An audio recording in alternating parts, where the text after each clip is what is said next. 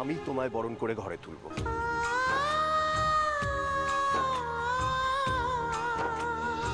দেখো দিদি আদৌ কাটিয়ে উঠতে পারবেন কিনা সেটা আমিও জানি না, তবে আমাদের তো চেষ্টা করতেই হবে। বর্দিমার এই অবস্থার জন্য যে তুমি দায়ী এটা কিন্তু পরিবারের কেউ বলেনি, আমিও না। এই তো নীলাদ্রি, সর্বাণী এখন কেমন আছে? এখনো ঠিক বলা যাচ্ছে না। ওনার সেন্স মাঝে মাঝে আসছে আবার চলে যাচ্ছে। উনি কিছু বলার চেষ্টা করছেন। কি বলার চেষ্টা করছেন, ওনার সাবকনসিয়াস মাইন্ডে কি চলছে সেটা জানার ক্ষমতা মেডিকেল সায়েন্সরা হয়নি। নীলাদ্রি, আমি কি... হ্যাঁ হ্যাঁ, আপনি দিদিভাইয়ের কাছে কি দাঁড়ান না, তাহলে তো খুব ভালোই হয়। Thank you Niladri, thank you so much. It's okay, you are most welcome. Thank you. Thank you so much নীলাদ্রিদা, thank you so much. What মিছরি? নীলাদ্রিদা, মামু অনেকক্ষণ ধরেই বর্দিমার ঘরে যেতে চাইছিল, কিন্তু কিন্তু আমিও না করতে পারছিলাম না। আমার খুব ভয়ও লাগছিল। মামুর উপর বাড়ির সবাই যেরকম রেগে আছে, মামুকে দেখে কেমন রিয়্যাক্ট করবে কে জানে। দেখো মিছরি, যা হবার তা হয়ে গেছে। এখন ওই পুরনো কথা মনের মধ্যে পুষে রেখে তো কোনো লাভ নেই। এখন আমাদের একটাই উদ্দেশ্য, দিদিভাই যাতে তাড়াতাড়ি সুস্থ হয়ে ওঠে। এটা তো অস্বীকার করার উপায় নেই মিছরি। এই অবস্থায় যদি জয়ন্তবাবু দিদিভাইয়ের পাশে থাকেন তাহলে দিদিভাই খুব তাড়াতাড়ি সুস্থ হয়ে উঠবেন। বাই দ্য ওয়ে মিছরি, শারণকে একটা ওষুধ আনতে পাঠিয়েছিলাম, ও তো এখনো এলো না। বুঝতে পারছি না শারণ আদৌ ওই ওষুধটা পেলো কি না। আচ্ছা নীলাদ্রিদা, আপনি ওকে একবার একটা ফোন করে দেখুন না। হ্যাঁ, এটা তুমি ভালো কথা বলেছো।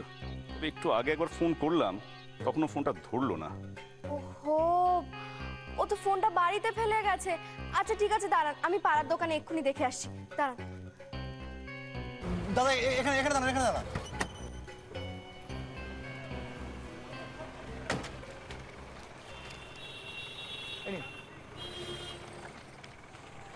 বুধু, তুমি কোথায় গেছিলে বলো তো?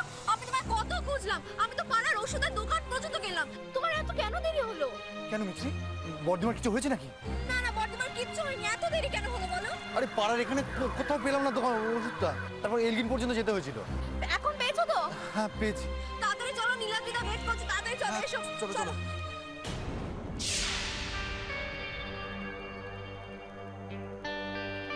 কে? শেস্তি, তুমি?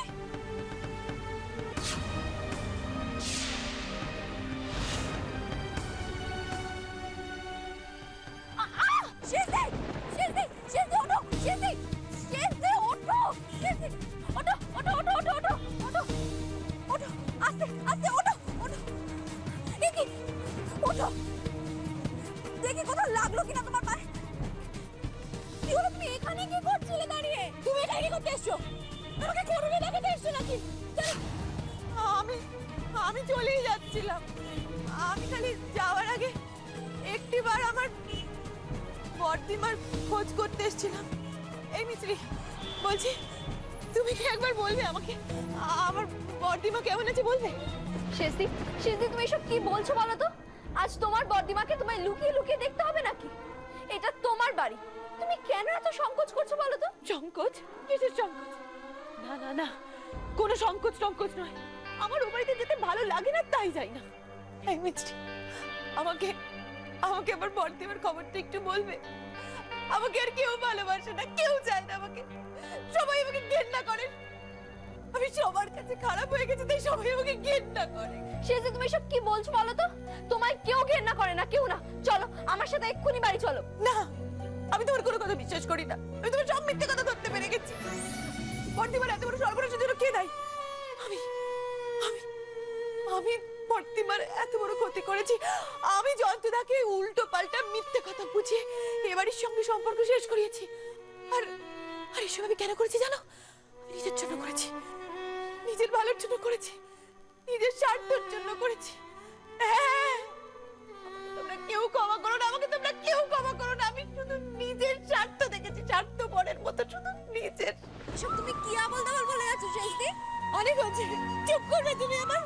আমি ধরে ফেলেছি তোমার সব নদ বুদ্ধি। তুমি তুমি ভেবেছো যে আমি এমনি এমনি চলে যাচ্ছি, তোমার ভালো লাগছে না? সবার সামনে অপমান করে আমাকে তাড়াবে না? তুমি খুব চালাক হয়েছো মিত্র, আমি ঠিক বুঝতে পেরেছি। আমি তোমার একটা বাজে কথাও শুনতে চাই না শেস্তি। তুমি এক্ষুনি এক্ষুনি এখান থেকে যাবে না আমি যাব চলো চলো চলো আমি কি করে এত বড় ভুল করে ফেললাম সর্বাণী? সমস্ত পৃথিবী যদি আমাকে ক্ষমা করে দেয়, এমনকি তুমিও যদি আমাকে ক্ষমা করে দাও, আমি নিজেকে কোনোদিন ক্ষমা করতে পারবো না। তোমার এই অবস্থার জন্য আমি দায়ী, শুধুমাত্র আমি। তোমার ভালোবাসার এই কি প্রতিদান দিলাম আমি? আমায় শাস্তি দাও সর্বাণী, আমায় শাস্তি দাও।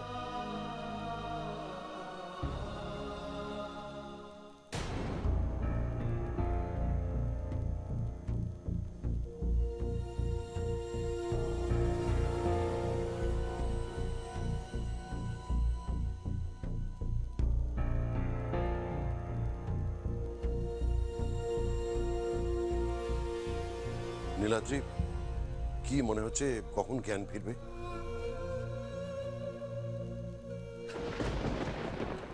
ভর্তিমা ভর্তিমা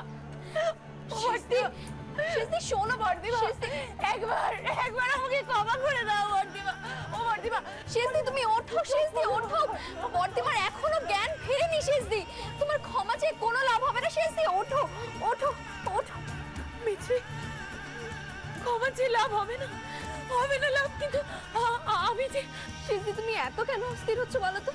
তুমি তো জানো যে বর্দিমা তোমায় কতটা ভালোবাসে। তোমায় ক্ষমা না করে কি বর্দিমা থাকতে পারবে তুমি বলো?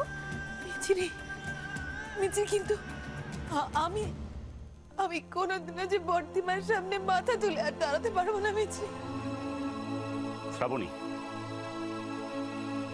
শ্রাবণী, দিদি ভাইয়ের কিন্তু যে কোনো মুহূর্তে জ্ঞান ফিরে আসবে। তুমি প্লিজ এখানে দাঁড়িয়ে কান্নাকাটি করো। নীলাদ্রিদা আপনি আমাকে একটা কথা বলবেন? আচ্ছা, আমার বর্দিমা আবার আগের মতো সুস্থ হয়ে যাবে তো? আবার আগের মতো আমাদের সবার সঙ্গে? নীলাদ্রিদা শ্রাবণী, এই মুহূর্তে ভগবানকে ডাকা ছাড়া আমাদের আর করার কিচ্ছু নেই। বর্দিমাকে তাহলে বললাম তো, ঈশ্বরকে ডাকো।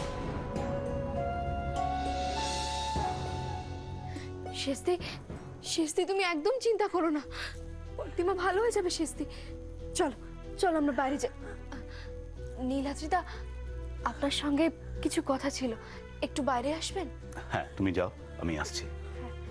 চলো চলো শেষদি, চলো চলো।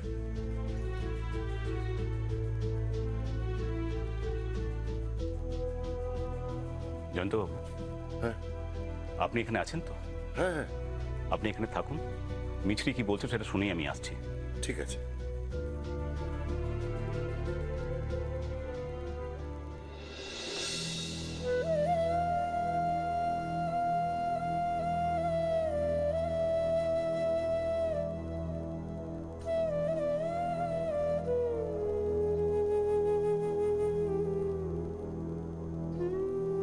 হ্যাঁ বলো মিছরি, কি বলছো? নীলাদ্রিদা, আপনি এখন বাড়ি ফিরে যান। কি বলছো মিছরি? না না, এ কি করে সম্ভব? দিদি ভাইকে এই অবস্থায় ফেলে আমি বাড়ি ফিরে যাব কি করে? নীলাদ্রিদা, আমি বলি শুনুন, যা ওষুধ ইঞ্জেকশন দেবার আপনি তো দিয়েছেন, এখন শুধু অপেক্ষা করার বর্দিমার কখন জ্ঞান ফেরে। হ্যাঁ নীলাদ্রিদা, আপনি তো বলেছেন যে এখন আমাদের একটাই করণীয়, ঈশ্বরকে ডাকা। আর আর আমরা তো এতজন আছি, আপনি বরং বাড়ি ফিরে যান। না না শারণ, তোমরা নীলাদ্রিদা, আপনি বোধহয় ভুলে যাচ্ছেন যে আজকে আপনাদের বৌভাত। আমাদের তো এমনই ভাগ্য যে আমাদের কোনো বৌভাতের অনুষ্ঠানই হলো না। আচ্ছা, আজকের এই ফুলসজ্জার রাতটাও কি মেসিমা একা কাটাবে? এর চেয়ে অমঙ্গলের আর কি হতে পারে আপনি বলুন তো? কিন্তু মিছরি আর কোনো কিন্তু নয় নীলাদ্রিদা, এত সমস্যা এত বাধা পেরিয়ে মিসিমা একটা নতুন জীবন শুরু করতে চলেছে। আজকের দিনটাও যদি একা কাটায় তাহলে আর এই আফসোস কোনো দিনও যাবে না। নীলাদ্রিদা, আমি আপনাকে কথা দিচ্ছি, যদি সত্যি কোনো প্রবলেম হয়, বর্দিমার যদি শরীর খুব খারাপ করে, আমি আপনাকে খবর দেব, কোনো হেজিটেট করব না। আপনি ফিরে যান। ঠিক আছে শারণ, তোমরা সবাই যখন এত করে বলছো, আমি যাচ্ছি, কিন্তু ভোর হলেই আমি আবার ফিরে আসবো। হ্যাঁ হ্যাঁ একদম একদম সেই ভালো। আপনি না দেরি করবেন না নীলাদ্রিদা, সকাল সকালই চলে আসবেন একেবারে। আর আর একটা কথা ছিল নীলাদ্রিদা, কি কথা? বলছি মেস্তি যদি আপনার সঙ্গে আসতে চায় ওকে দয়া করে নিয়ে আসবেন। নিয়ে আসবো, আমি আসি। হ্যাঁ সারণ, হ্যাঁ বলুন। দিদিভাইয়ের মধ্যে যদি কোন রকম প্রবলেম দেখো, সঙ্গে সঙ্গে তুমি আমাকে ফোন করবে, কেমন? আমার ফোন কিন্তু সারা রাত খোলা থাকবে। আচ্ছা ঠিক আছে, আপনি দেরি করবেন না, চলুন। হ্যাঁ আসুন।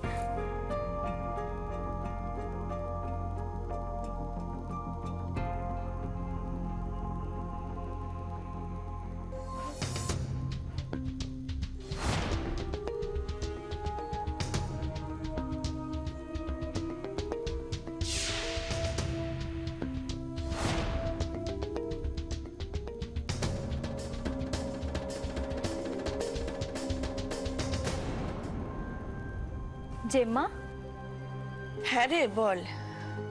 এই নাও, খেয়ে নাও তো। কি করেছিস মিতুল? এই না রে, আমি খাবো না কিছু, আমার শরীরটা ভালো নয় তো। আমি মা, তুমি সারা রাত কিচ্ছু খাওনি, এবার কিন্তু সত্যি খুব শরীর খারাপ করবে। রাঙাদের উপর এখনো রেগে আছো? ওরে না রে না, সত্যি বলছি, আমি ওর উপর রাগ করিনি, কিন্তু এই ছুটকি, এই ছুটকি, আরে কোথায় যে? এই তো। কি রে তুই? সারা বাড়ি ময় খুঁজছি, তুই এখানে দাঁড়িয়ে দাঁড়িয়ে বকবক করছিস? কেন? আমাকে তোর কিসের দরকার? বাবা, আচ্ছা ফাঁকিবাজ হয়েছিস তো তুই। হ্যাঁ, কোথায় বৌদি এসছে, তাকে রেডি করবি, ফুলসজ্জার আয়োজন করবি, তা নয় তুই বলছিস কিসের দরকার? বাবা, হঠাৎ করে তুই কেন তো আমাকে নিয়ে পড়লি আমি ঠিক বুঝতে পারছি না। তা আমি একটা কথা বলি, যে বিয়ের নিয়ম কানুন আচার অনুষ্ঠান কিছুই যখন ঠিক করে হয়নি, তাহলে এটাও না হয় বাদই থাক। বাদ থাকবে মানে? রাঙাদার ফুলসজ্জা হবে না? ওগো, তুই কেন এত ব্যস্ত হচ্ছিস বলতো? তুই তো জানিস যে তোর রাঙাদা তার পেশেন্টের প্রতি কতটা যত্নবান, কতটা মূল্য তার জীবনে তার পেশেন্টের। সে কি আজও আসতে পারবে? হয়তো সারা রাত ধরে পেশেন্টের মাথার কাছে বসে থাকবে। তাহলে কিসের ফুলসজ্জা? কি করে হবে ফুলসজ্জা বল? দেখো জেম্মা, ডাক্তার হিসেবে রাঙাদার যেমন একটা কর্তব্য আছে, তেমনি স্বামী হিসেবেও কর্তব্য আছে। আমার বিশ্বাস সেই কর্তব্যটা পালন করতে রাঙাদা বাড়ি ফিরবে। ফিরলেই ভালো। আরে কি রে ছুটকি, এই আরে এখনো কত কাজ পড়ে আছে, তুই কি এখানে দাঁড়িয়ে থাকবি নাকি? ফুলদা, তুই আমাকে নিয়ে কেন এত ব্যস্ত হচ্ছিস না আমি সত্যি ঠিক বুঝতে পারছি না। কেন? তুই তো নিজেই খুব এক্সপার্ট, রাঙাদার বউকে দিব্যিতে বরণ করে নিজেই ঘরে তুললি, তাহলে বাকি কাজটুকু তুই নিজেই করতে পারবি। ও, তার মানে তুইও একই রাস্তায় হাঁটছিস, কোনো রকম সহযোগিতা তুই করবি না, তাই তো? ঠিক আছে, আমি একাই সব ব্যবস্থা করে নেব। লক্ষণ দেওরের মতো আমি সবকিছু সামলে নেব। ফুলদা, তা কর, কিন্তু তোকে একটা কথা বলে রাখি, লক্ষণ হয়ে সীতার চারিদিকে গণ্ডি না কেটে বরং নিজের চারিদিকে একটা লক্ষণ রেখা কেটে রাখ। বলা যায় না, হয়তো শূর্পণখার থেকেও ভয়ঙ্কর কেউ সাক্ষাৎ বিপদ হয়ে তোর জন্য অপেক্ষা করছে।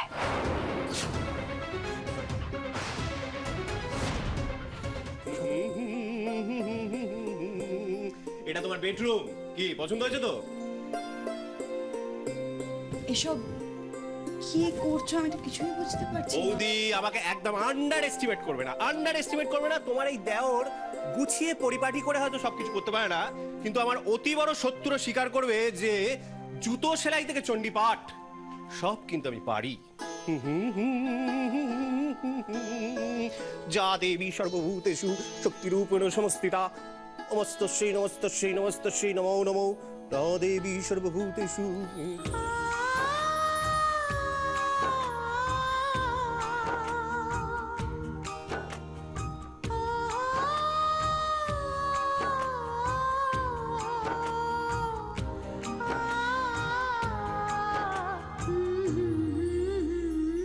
অবন, বাপ রে বাপ, এসব কি করছিস তুই? এই তো দাদা রামচন্দ্র এসে গেছে। দেখো না দাদা কেমন হচ্ছে। আরে কি করছিস এসব? এই তো ফুলসজ্জার জন্য খাট সাজাচ্ছি। ফুলসজ্জা? আচ্ছা তোমার সাথে আমার কি কন্ট্যাক্ট ছিল? হ্যাঁ, আইবুড়ো ভাত থেকে ফুলসজ্জা অব্দি খাট সাজানো হয়ে গেছে। তবে আমার মনে হয় এবার থাকাটা আমার পক্ষে একটু রিস্ক হয়ে যাবে। তবে রে, না না, বলছি তোমরা থাকো, আমি আসছি। বলছি শোনো না, বলছি যে তোমরা চাইলে মানে আমি কিন্তু আম্পায়ারিংটাও করতে পারি। তুই যাবি? হ্যাঁ যাচ্ছি। এক মিনিট, আবার কি? ছুরিটা। Thank you. আসি বৌদি।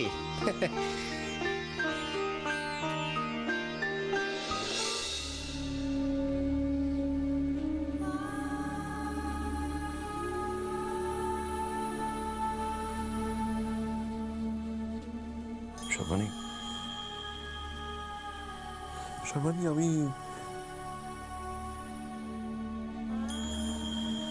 বিশেষ করে আমি কিন্তু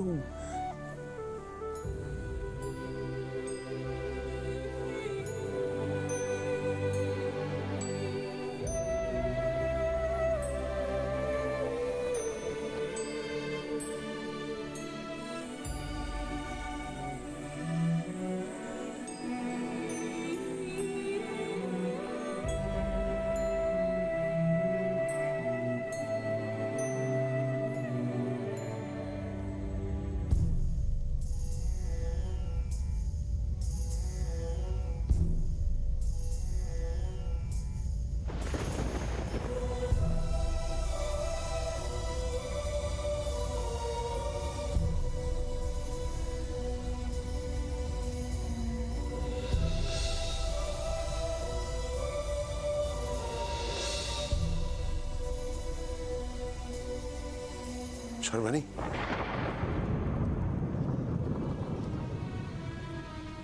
সর্বাণী, সর্বাণী, এখন অনেকটা সুস্থ বোধ করছো তো? হ্যাঁ সর্বাণী, সর্বাণী কি অসুবিধা হচ্ছে আমাকে বলো। আমি জানি আমি ভুল করেছি, আমি অন্যায় করেছি তোমার প্রতি, কিন্তু আমি এও বলবো যে আমার মতন জঘন্য মানুষকে তুমি কোনোদিন আর ভালোবেসো না। কিন্তু আমি কথা দিচ্ছি এখন থেকে আমি তোমায় আগলে রাখবো। আমি তোমার কাছ থেকে কোনো দাবি করব না, আমি কিচ্ছু চাই না। আমি শুধু চাই সর্বাণী তোমার পাশে আমায় থাকতে দাও, যাতে আমি আমার প্রায়শ্চিত্ত করতে পারি। সর্বাণী, সর্বাণী, তুমি কি আমায় কোনোদিনও ক্ষমা করবে না? জয়ন্ত, হ্যাঁ বলো। জয়ন্তকে একটু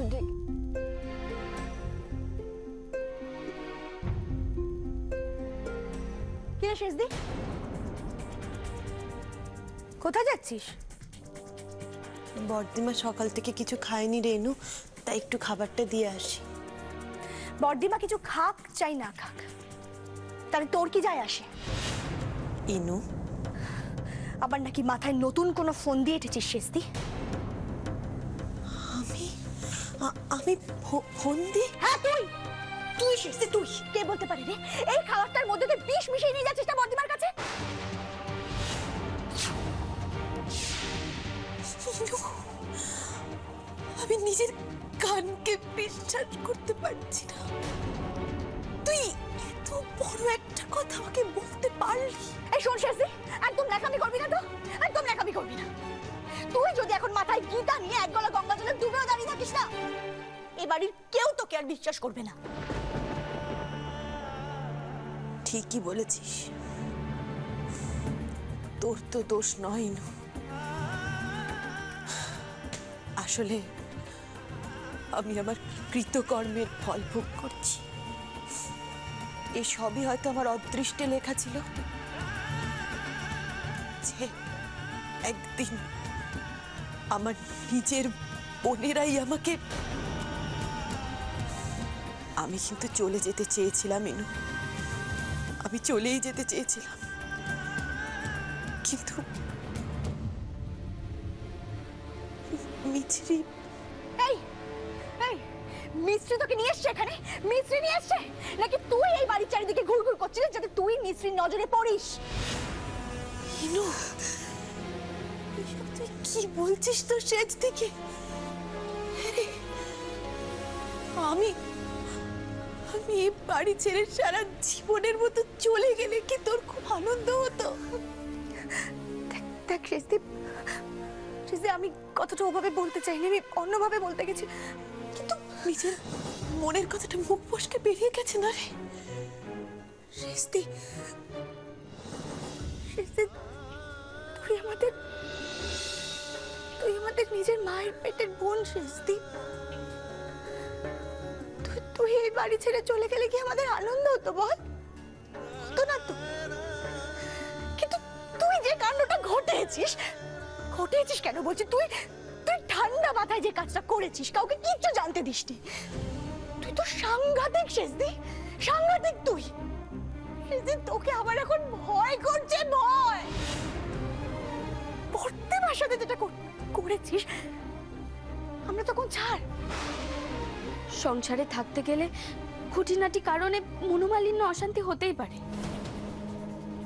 এবার তোর সঙ্গে যদি আমার ঝগড়া হয়, তোর পাশে তো শুতে আমার খুব ভয় করবে রে সেজদি। তুই যদি উঠে আমার গলা টিপে দিস। লাবু, চুপ কর, চুপ কর, তোরা চুপ কর, ভগবানের দোয়াই তোরা চুপ কর। আর আমি সহ্য করতে পারছি না, তোরা ভগবানের দোয়াই চুপ কর।